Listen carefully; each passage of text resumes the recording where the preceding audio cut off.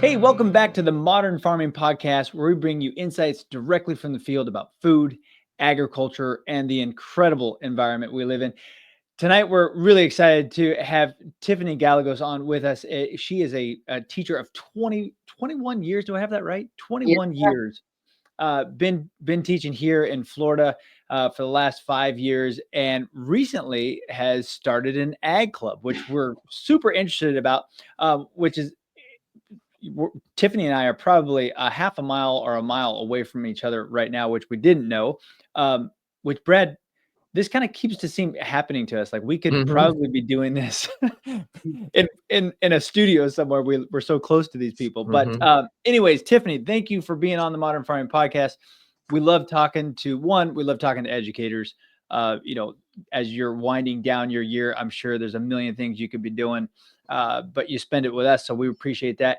And then, so if you can, give us a quick introduction of Tiffany, but also we'd love to hear more about the ag club that you started. Okay, yeah, thank you so much for having me. I'm excited to share what's been going on, especially within the past year. I have been teaching for 21 years and in parish at Williams for 5. And lifelong dream and passion was to be a teacher. I've known since first grade and never lost that passion and love for just seeing kids grow in all areas of their life. Um, and in the fall of 23, so a year and a half ago, uh, something was floating around on social media from Courtney Dakin. And I know you guys did a podcast with her just a few days ago, and I hopped on and listened to that, and she's phenomenal. And I want her to hear this, that she is a driving force to what inspired me to start the Ag Club. Growing up on land and in the country, I was athletic, 4-H, FFA. That was never on my radar.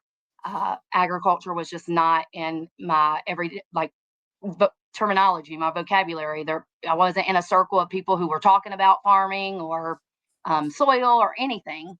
Um, and a year and a half ago, thing was going on, and it was nominate your favorite teacher for Florida Ag Experience. We'll bring the trailer with Lucy the cow out for their classroom. And so my name kept getting nominated and nominated. And then she notified me and said, "Hey, you won this experience." So I'm like, cool, because anything to, engage the students and give them an opportunity outside of just the state mandated curriculum, I'm all for. Let's let kids be kids and learn in their natural way. And so she brought Lucy and the trailer out, and just seeing the way the kids were so excited to learn about, um, where milk comes from. You just assume that kids know that, and they don't always know that. And being able to see her get milked and being able to taste the milk and just experience all that Courtney had to share, uh, it just awoke a new passion inside of me for not just education itself, but um, with the way that things are going on in the world. I wanted to learn for myself and my family how to be more sustainable, um, gain more knowledge in the field of agriculture, and then just it's so exciting to me because truly it's the umbrella for everything. Everything in life is from agriculture, and where so many people are not aware of that. So I feel like the blinders were removed, and God's just really opened up so many doors of opportunities for me to learn and grow in the field. And I want to be able to share that with my students and their families, and ultimately the community. So um, I know that was kind of a lot to say how No, I that was started the great. club, No, it's but great. um, that is truly what started it, is her coming out. Um, so uh, then I've since moving to Florida and having this beautiful sunshine weather and plants growing like crazy, I got a little obsessed about plants on my lanai and started. Everybody just assumed I was like a horticulturalist or something, and I knew all this information about plants and I didn't. I was just learning. And so I wrote a grant for the Florida Farm Bureau and got money, and 5 groups of students in my classroom each researched a different plant and then had to take care of it for the year. we learned how to propagate, and things like that. And so then my administrator had received an email about the Florida Ag in the Classroom conference last summer and put it out to staff and said, hey, apply. They're giving scholarships for this. And so I applied and I went. And I'm telling you, I still get goosebumps. Being in a place filled with so many passionate educators and people in the industry that are all like-minded. And I was mind blown because I didn't know. I thought only thing I knew about Florida Farm Bureau was it was an insurance. You get your insurance from there. They would say, talk to your extension office. I'm like, what is an extension office? I have no idea what you're talking about.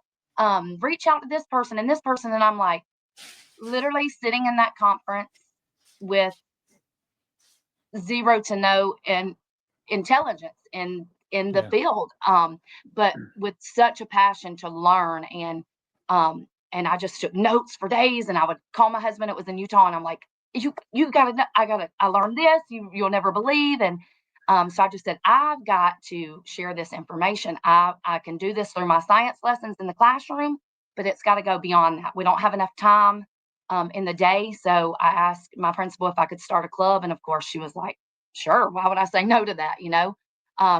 And I opened it up I sent the paper home at open house with only fourth and fifth graders. I said, I'm only going to take the first 15 that send it back because I'm doing it by myself. And by day 2 of school, I had 26 forms filled out. Wow. So I was like, okay, there's definitely a high interest. I had to cut it off then. I ended up taking 20, and it's just been incredible, the things that we've been able to do and learn and experience. So this is relatively recent. You've started this. Yes, this is the first year that I've started this. So Yes, and first full year. first You full year. This got started right at the beginning of the school year. Yes, sir. Wow, incredible. Congratulations. That's awesome. And you're like in the perfect spot for it. You Yes, drive a few miles outside of your school there and you're in some prime tomato, strawberry, yeah. potato country there for sure. So, Mhm. what what did you I know we talked earlier before we started, so this is kind of a loaded question for you, but what was the driving force? You met Courtney, you met the ladies from the ag experience as well, but what was it that called you to agriculture? If you know, was there anything outside of what Courtney and the gals were doing, or I think back to it a lot because I get asked that question, and it's like, honestly, I just feel like it was just God taking the blinders off, just I finally had that light bulb moment, and it was like, this has always been here. Why have I never, and going to the conference and seeing how it is incorporated into everything, and be able to show students that in math, we can talk about agriculture all day long, in science, Mhm. in history, in reading, obviously. So I'm like, I literally could teach agriculture all day long and call it math and call it Mhm. science, whatever. Mhm. Yeah. And so going to that conference and coming back with so many different resources, whether they were hard copy resources or online resources, network connections that were made, I just knew we're going to hit the ground running. So I spent the summer creating a plan for the year, with different lessons that we would do. So my fourth and fifth graders, we would meet uh, twice a month for 2.5 hours each time. Because I wasn't real sure learning the stuff, really knowing how they would, uh, what kind of knowledge they would come in with, because we are in an area where some of my students, their dads have a cattle farm, or it was a beautiful thing because they were able to share their knowledge, and have ownership in, well, I have 34 chickens on my property, so then guess what, you get to bring a chicken in one afternoon, and we're going to talk about the life cycle of the chickens. We're going to talk about the different breeds. We're going to talk about the processing of chickens. We're going to talk about how to maintain their health, um, and just having it planned out for the year. Um, we've done easily over 20 different lessons. Um, Wow. And then the last 6 weeks of school is when I started opening it up to kindergarten, first and second grade.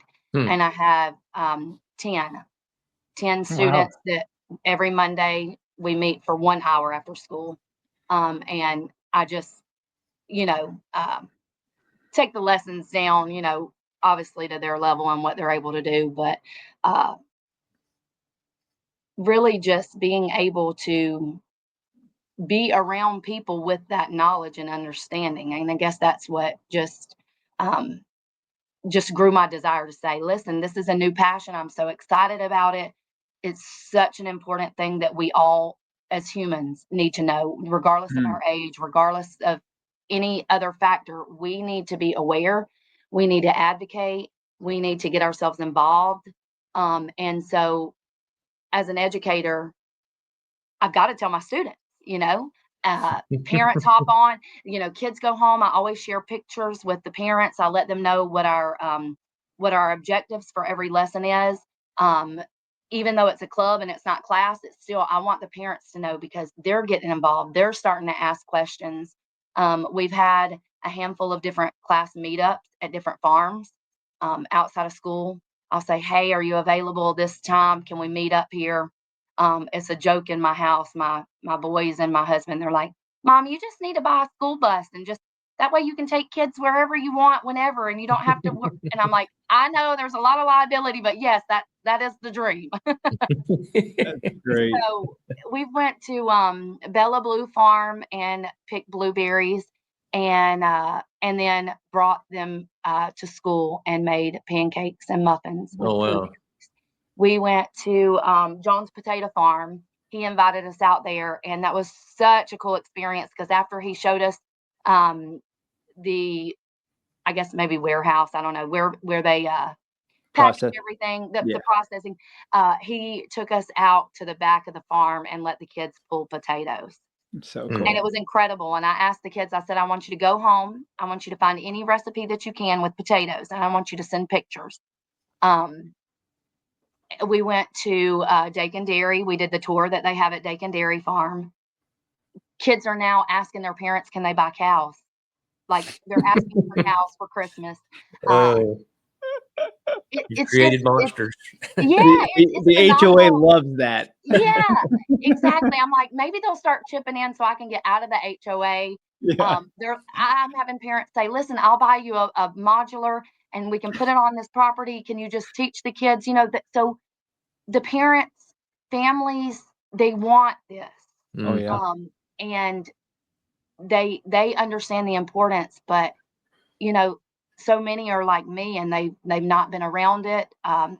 Just the lack of exposure, lack of knowledge, lack of resources, whatever you may have, but they know, hey, this is something that we want to know more of. Yeah. And so I'm constantly getting messages, hey, can they join the club? Hey, what kind of are you going to do this? Or um, it's really, I had no idea how many resources were out there for teachers. So my goal is to share that with the teachers in my school. Say, hey, get on board. No matter what content area you teach, no matter what grade level you teach, here are the resources that I know about. I'm sure there are far more than what I even know about, but this is what I know about. This is what I've been able to use fairly effortlessly. Most things are already created for you. And here, go take a look because you're going to find that your students are going to be far more engaged. They're going to have so much more retention of that information when we give them opportunities to put their hands on it, to go out and see it. If we can't commute them there, ask farmers, ask extension agents, ask all these people to come into the classroom because they're more than happy to do that. We've had Megan O'Brien with the UF Extension Office. She's came out and all of third grade was able to participate in the embryology program, and we hatched as a grade level. We hatched over 20 chickens Mm. this year, and she's coming out to finalize tomorrow, actually, our herpetology program. So teachers just don't know what they don't know. Yeah. And so my goal is to be able to not take their time, but just I want 10 minutes to get their buy-in and then push out a PowerPoint that I've created that has all of these resources and links embedded so that go on there, check it out, use it if you want.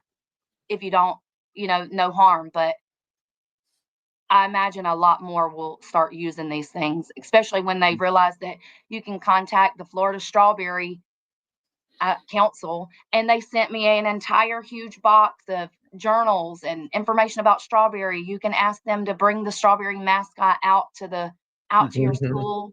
The Dairy Council, they send curriculum this thick. Wow. There's a honeybee affiliation. They send free resources. So, like I said, it's fairly effortless. Yeah. Yeah. So what, I mean, you've got a lot of support, a lot of resources. You obviously, you got the grant too, which helps a lot. Because I think most people think starting a new program, especially in a public school, where the heck would we get funding for it? But as you just described, everybody in agriculture is eager to get educators and kids involved with the system, because the sooner we do that, the more likely they are to have a career in agriculture. And we gotta preserve what we have. So let me ask you, those are all the good things, all the resources you had. What were some of your biggest challenges as you started this? Well, I don't know. Maybe I'm a rose-colored glass person. I just look Well, you're for in the good. agriculture, you have to be. Yeah, I just look for the good, and honestly, I would say my biggest challenge and frustration this year was,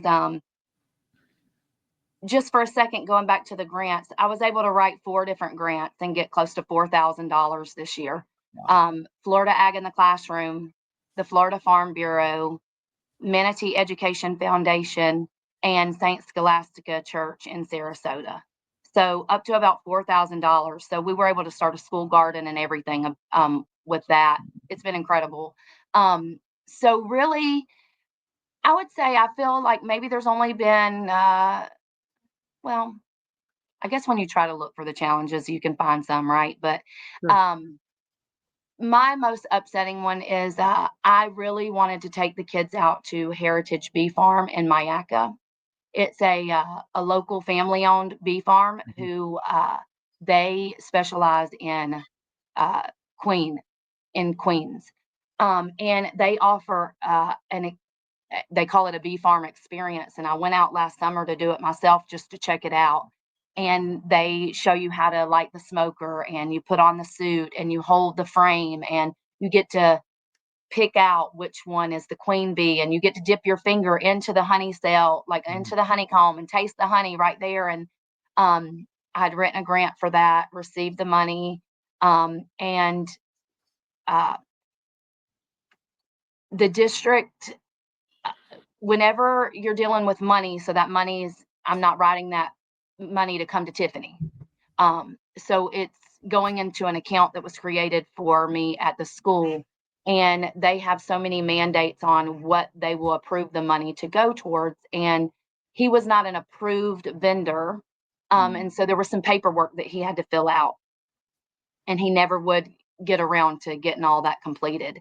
Um, Initially in our conversations, he was going to get it filled out. He was more than happy to have us come out. Um, and then, and then it was like a ghost town. So that Mm. was really disappointing. The kids were looking forward to that. We did a whole thing on the life cycle of a bee, and they took real beeswax and molded each part of the life cycle. And we did a whole pollination simulation game where they acted like worker bees and queen bees and the pollen. And so it was really cool. And I wanted to wrap that up by taking them to that experience. So I would say that's probably been my most disappointing part, is not being able to do that. And then, some challenges with, kids are very busy. I have 2 boys that are highly active and involved in so many extracurriculars. So we started with 20, and there were about 3 that ended up having to drop out because of other, things pulling their way. So that's a challenge. Yeah. And then maybe the only other challenge I would say is when I do, I get overly excited and think that we can do all these things and Mhm. that everybody can make it work. And there's 48 hours in one day, is how my brain works. Yeah. And so trying to meet up at all these places and do all these extra things. And, some people can make it and others can't. And then the kids that can't get disappointed. So, I mean, that's a challenge where I feel like if I had my own bus and I could just drive them after school, Yeah. um, Yeah. so, there's always solutions to problems, but I would Yeah. say No, that that was probably the challenges that I faced Mhm. this year. yeah. I mean, kids are kids, right? I mean, their Yeah. attention span they're excited about something today and tomorrow it's like, yeah, whatever. And then you get the challenge of sports, kids staying after school. Were the kids able, like, you had to get a lot of parent cooperation there to have some kids stay after school, I suppose, with kids riding buses and things like that too, right? Right. So they were picked up close to 5:30. So they stayed there. We really made it a home.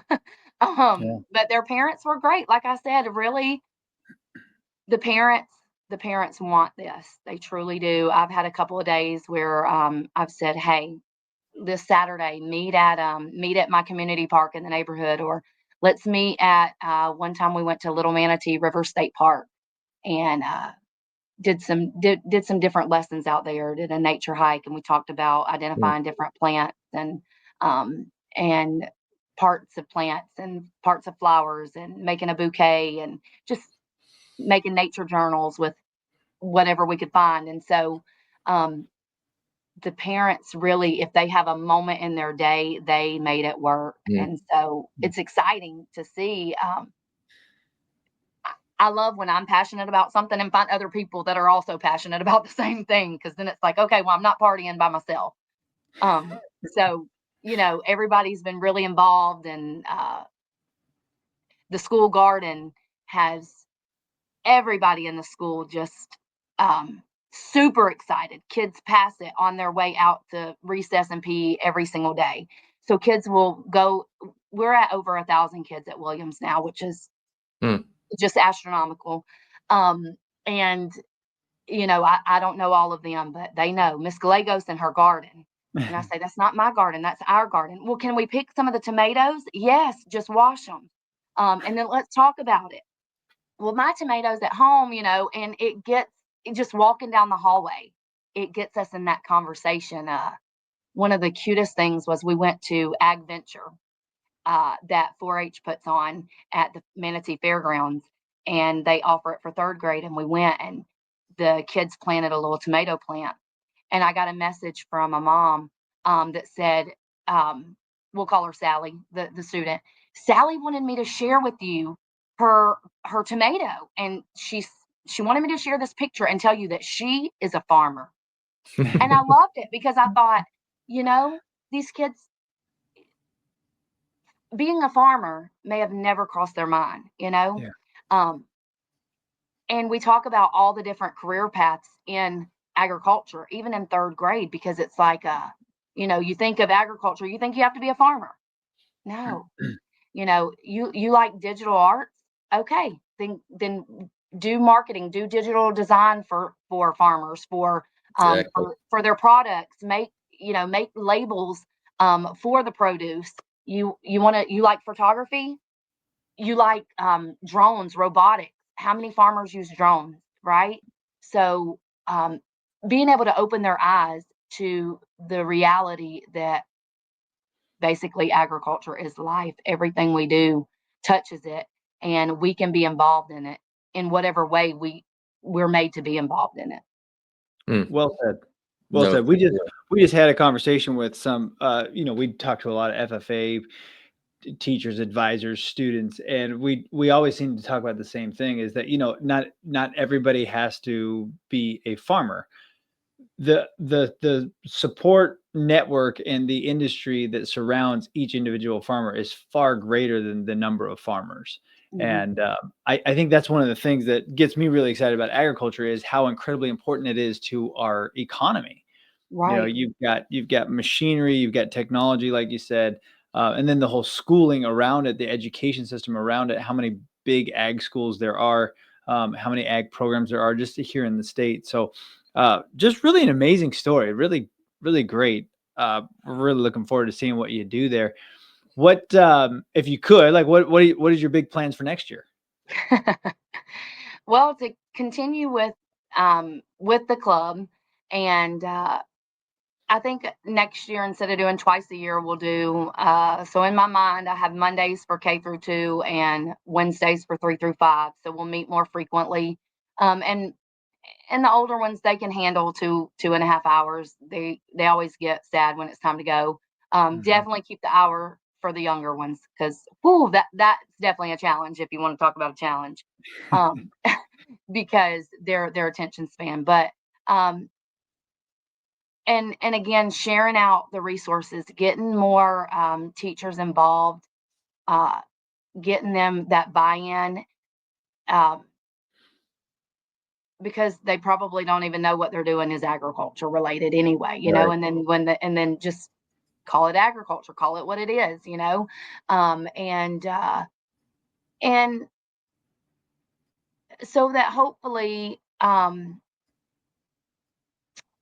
I really want to push for ag um, ag rotation, specials, class, whatever, in elementary school.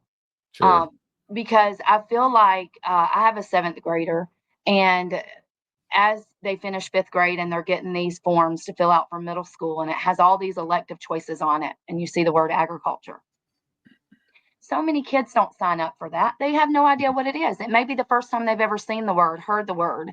Um, and I feel like if we can start them as early as kindergarten, we're going to really be able to build those FFA programs, really be able to build the field of future leaders in the industry, because they're going to have that knowledge, they're going to have that awareness at a much younger age. And rather than allowing it to be a choice, I mean, it can still be a choice in middle school, but in elementary school, it's just on rotation. And I know Hmm. that they have that out at Mayaca Elementary. And so I talked to a lady at the district office, and I said, well, how can we have it at one elementary, but not all of them? And her response was it was kind of like a trial thing. I think it's going very well out there. And so my hope is to see, I know they actually just added the new Harvey to whatever this new second Harvey school. It's eventually supposed to be a 6, 7, 8 middle school, but because of their overflow, it's going to be a 4, 5, 6, then a 5, 6, 7, 6, 7, 8. So by the third year, middle school. So they are implementing an ag rotation there. So my hope is that district wide, we can really start to find the value in it and start implementing these programs in elementary school. So, however, I can be a part of that. I would love to be a part of that, and and just really getting more people on board at my school, so that should I leave the school, it can still continue on. It can still Hmm. thrive, and then hopefully me be able to go into other schools and advocate for that. Yeah. That would kind of be the far dream, would be to have my own just outdoor school, and Right. be able to do that. So I'm trying to be realistic in the progression of things. So Well, I know we're going to have a lot of teachers watching this that have just caught your passion. So good, good, any good. advice you can go ahead and help them to get a start so you don't get 500 emails out the gate. Uh, I mean, Yeah. how would they start, if they're Okay. a first grade teacher? Yeah. Great question. So, if you go on to the National Agriculture in the Classroom, so National Agriculture in the Classroom, it's a phenomenal website.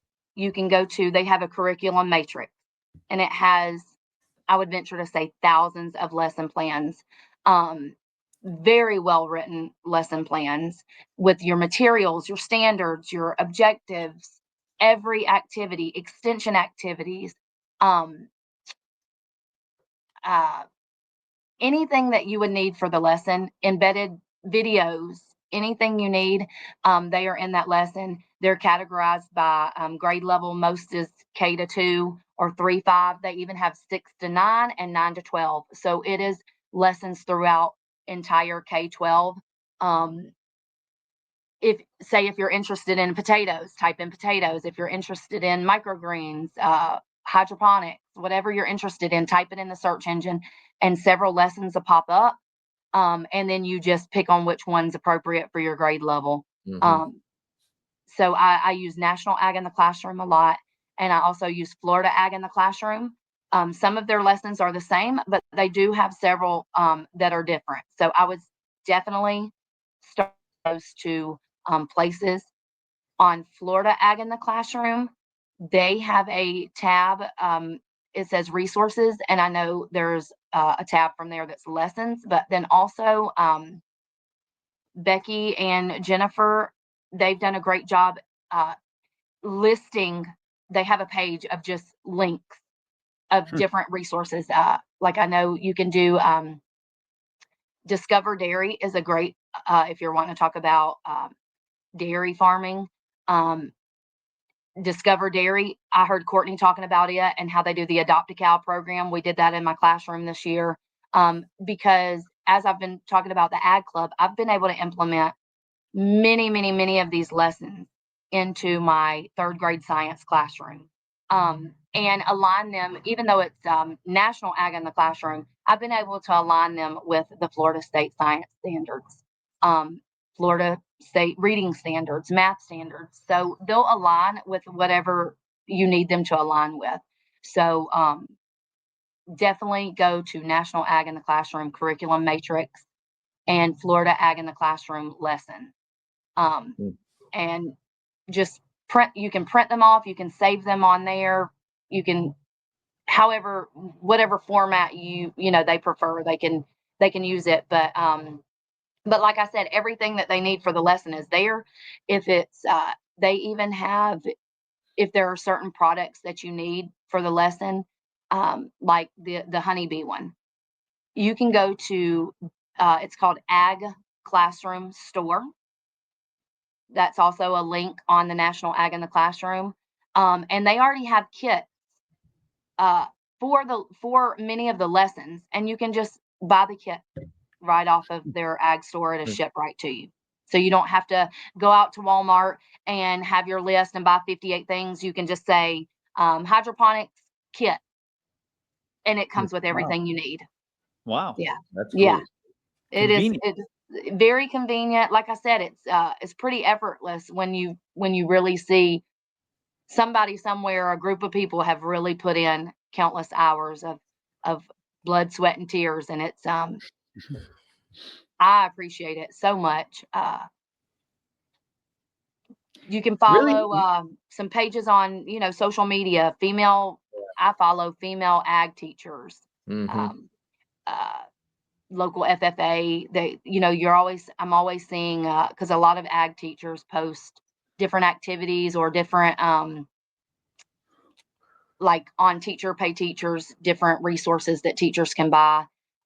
So I would say, and as far as reach out to your extension office, if you're a teacher like I was that had no idea what that means, type in your district and extension office and just say, hey, I'm a teacher. Tell her what grade, tell her what you teach. And just say, hey, is there anything that you have to offer? Could you come out to the class and do anything?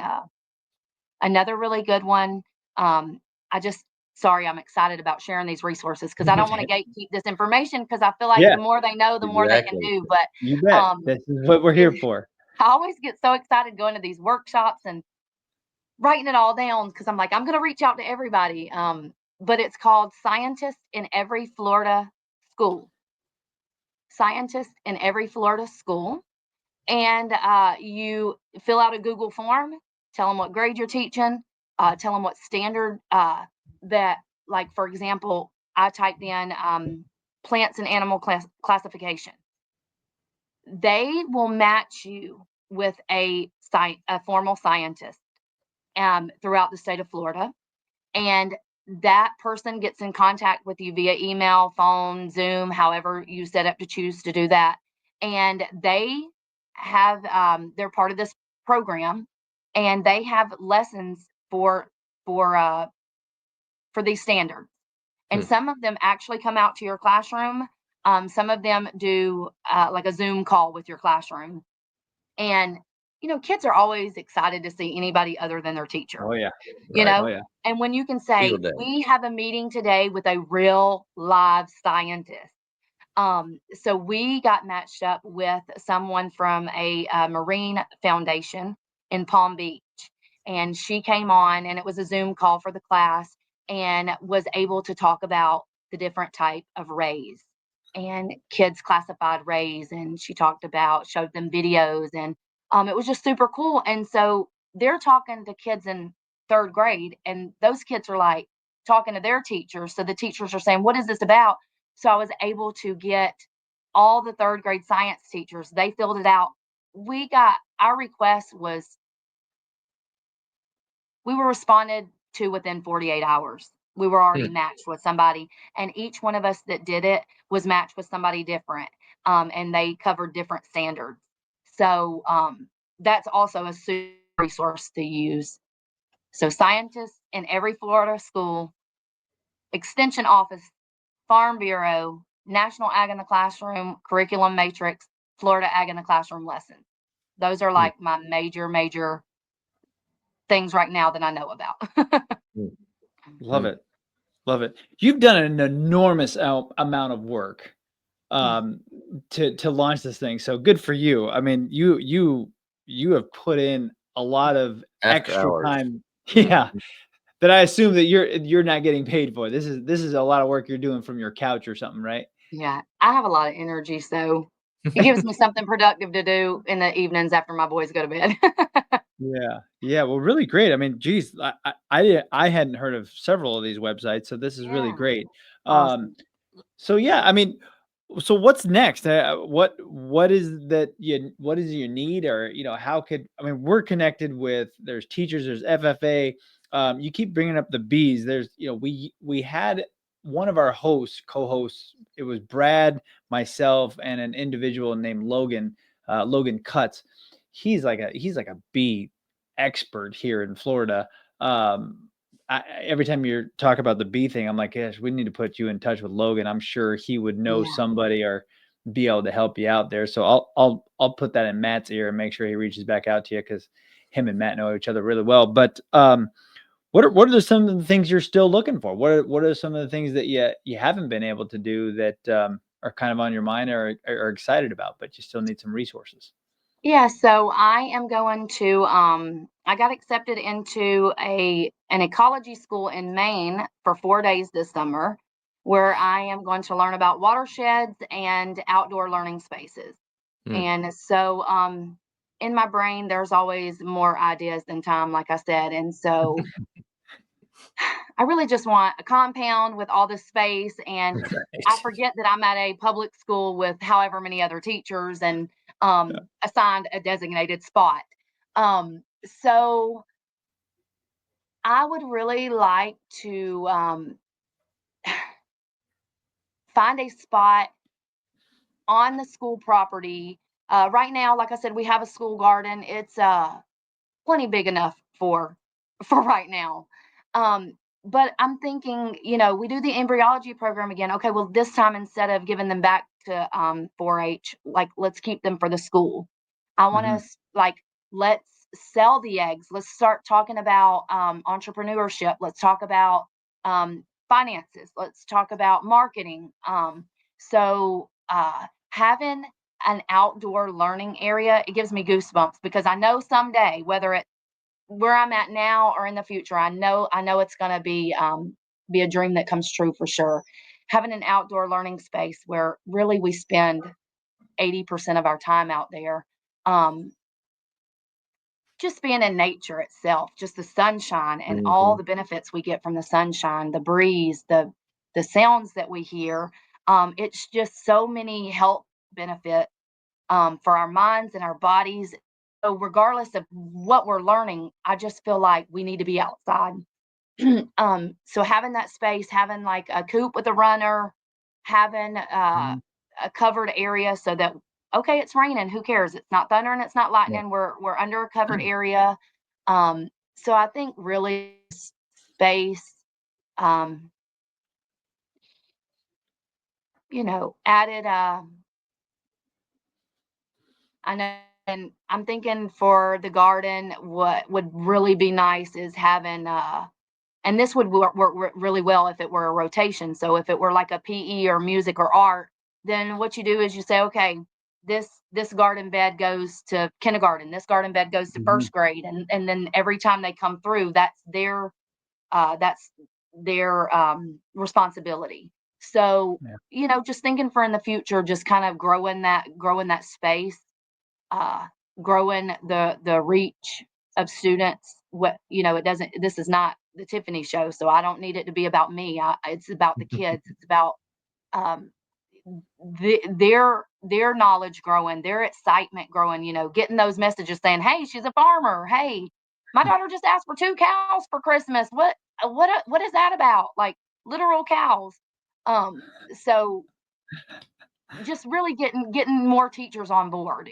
That's what I hope Mhm. to do, and I think that there are definitely some where I'm at that are interested. So that's exciting, and I would say just growing, expanding the space and getting more teachers passionate about it so that they can start implementing things into their classroom, into their lessons. You never know. We all are gifted in different ways, and um, can There's, attribute. there's probably hundreds of teachers that want to do this across the state, but they just find the challenges, right? And so you've got the book, you've got the Right. manual. Is what somebody should at the state here should get you to write the manual for this to put this in every school, because it doesn't sound like to me like you're having to bootstrap this thing. And the first Right. No. thing that I thought would be that you're having to beg for money and funding, but it looks like you found a ton of resources that are Mhm. going to do that for you. So Yeah. I'm sure it's not easy, but it sounds like you definitely have a blueprint here that could be shared. Yeah. Yeah.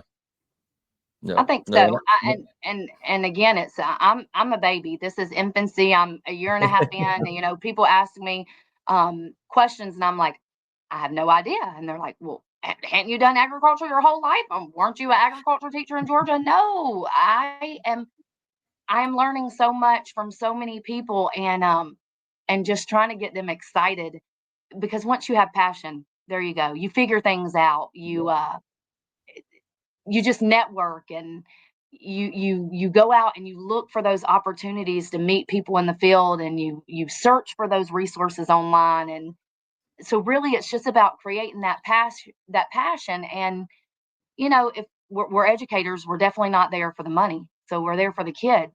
And when you see them get excited, and you see them take the stuffed cow from our adopt a cow home and write a journal about it and send you pictures of what they've been doing with it over the weekend. When you see kids try things that they would never ever try because they harvested it themselves from the garden. I've had so many parents say they will not touch broccoli at home, they will not touch kale. How are you getting them to eat this? um, because they grew it, they Right. harvested it. We're sitting down together at a table. We're having those appropriate social interactions. There's not technology at the table.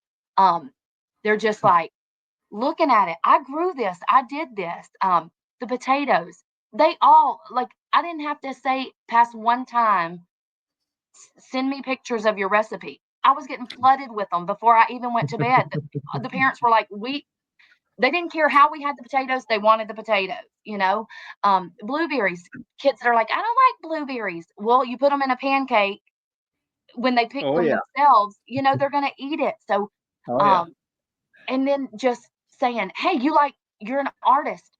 Hey, I'm gonna give you this little piece of paper, and I want you to draw me a label for the different produce in the garden. And you see that passion that the kids have for what they're able to do and bring in, and then, okay, you've just built their confidence. Now you just start pouring into them all the things that they're capable of doing. Okay, now you've got a positive learning environment. You've got You're not dealing with behavioral issues because kids want to be there. They want to learn. They want to do the fun activities. And so when teachers start implementing this, as scary as or overwhelming as it may seem, you don't want to do anything except this. You're like, okay, Yeah. I'm literally putting, okay, we're gonna, here are the dimensions of our raised bed. Here are the amount of plants that you have. They need to be 6 inches apart. They need to be 12 inches apart. Now you design it. You do it on paper. And we talk about the area, and we talk about, the perimeter. We need to talk about how we're going to clean this area around the garden. We talk about the different layers of soil, the importance of soil, why farmers use the soil that they use. We've talked about pesticides and all the things that we can talk about and implement. And okay, these kids, let's just say it, the kids don't care about most of what we're asking them to read about because they have no real connection with that. Yeah. There's no context. So then we're saying, oh, well, you're a struggling reader, you struggle with reading comprehension. No, they're not engaged in what they're reading. So they've read 3 sentences in their minds thinking about what they're going to do at reset. Let's be realistic. So if we're talking about, we know we have football players. Let's talk about turf. Let's talk about the turf on the football field. I want you to do a research project on that. Oh, now they're engaged. Now they're reading about it. Now they're writing about it. Now they're doing math. They're creating a football field for their backyard. They're talking about the leather that's made in the football. We've got to get them interested. Know our kids. We hear that all the time. It's super cliche. But really, when you know your kids, even you may not know them individually, you see the group of boys playing football. You see the girls doing what they're doing. Bring that into the classroom. Look through these lessons, and once you start implementing them, that's what you're going to want to. And my thing is, okay, well, that's not the district mandated curriculum, right? Okay, so we have certain programs that we're mandated to use. Okay, so we use those. So we use this as supplemental, but again, we can tie every single one of these to a state standard that's written for math, reading, or science, or social studies. So Sure. an administrator is not going to come in your classroom, see every kid engaged in learning, and be mad about what you're doing. Right. Right. So really just, I think that when they see the resources and they see how easy it is and they implement a few, we're gonna really get going with this. Tiffany, we really need to find you a donor. You need like 10 acres and a couple of small schoolhouses because Please, Lord, yes. So Yes. so we've got listeners from around the globe. So anybody willing to help Tiffany here, Yes. please get in touch Yes. with us because everything you just said is like you just described like the perfect little ag school, which you're right. It's funny when we talk to educators because you can integrate agriculture with math, science, English, history, everything. It's a common thread through every subject at the school. And again, I'm blown away. You've been doing this for a year, but I have a page of notes here. You've got like 10 years worth of knowledge in year one. So I wouldn't cut yourself short by saying you're a baby. You have done an enormous amount of work here. Well, I appreciate that. I definitely give credit to God because He is who gives me knowledge, discernment on credible sources, and making the connections. It's just been. We went to an ag day in the community in Manatee County. It was just like on social media agriculture day, and I went out there and I'm like, oh, there's Courtney, and oh, there's Mr. Jones, and oh, there's Ellie John from Florida Farm Bureau, and then I met a girl from Veranda View, Janelle, and she used to teach high school agriculture, and now she and her husband own a nursery, a plant nursery, and just making those connections, and it's like God just aligning who the right people, the right time for whatever you're ready for. And so my knowledge is because other people have poured into me or shared resources that they use or opened up the farm for me to come visit and bring kids. And so, yeah, my passion is definitely there, and I put in the hours, but Yeah. it's not all on me for sure. Well, just You make really my day encouraging. today. I've been smiling the whole time. I know, I know. I'm just taking it all in. Like, yes, I mean, this is incredible. I can't say it enough. So look, not that we have to encourage you, but obviously thank you for what you're doing.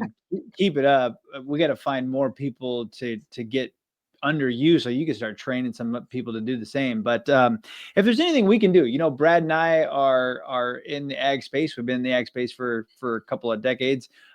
Brad's been here his entire life. If there's anything we can do, the Green Gene Foundation, obviously we'd love to help. But thank you for being on. Thank you for sharing your story. If anybody wants to get a hold of you, I'm going to just tell them to get a hold of us here at the Green Gene Foundation so you don't get a million emails from all over the place, and let us kind of filter that back to you. So, but thank you again, Tiffany, for what you're doing. Thank you for being on the Modern Farming Podcast. We're going to probably check in with you, hopefully this time next year, just to kind of recap year 2. Yes, awesome. Thank you guys so much for having me. Sorry I talked so much, but I truly am so excited, and I know and hope and pray that I can inspire other people to get excited and share it with their students, with their families, with their communities. We can do this together. So thank you guys for I having think me. you did. I think you got a good start today. Awesome. Sure did. Thank you. Y'all have a good Thank one. you. Thank you. Take Yeah, care. and thanks everybody for joining the Modern Farming Podcast. You could see us here every week, every Friday. We're on YouTube, we're on Spotify, we're on Apple Music. I think we're just about everywhere on the podcast space, but certainly check us out on YouTube, like us and share. And then if you would like to know when the newest episode is going to come out, especially when Tiffany's episode will be aired, jump on our website at thegreengenefoundation.org. That's thegreengenefoundation.org. Click on the podcast button, hit the subscribe button, and you'll be the first to know when the newest episode airs. So thank you all. Have a great week, and we'll see you again soon.